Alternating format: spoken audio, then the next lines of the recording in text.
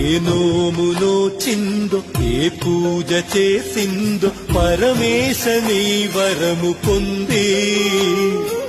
కురిసింది ఈ కన్న తల్లి తన శ్వాసతో బంధమల్లి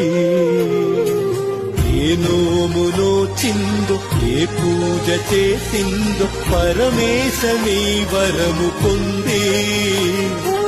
కురిసింది ఈ కన్న తల్లి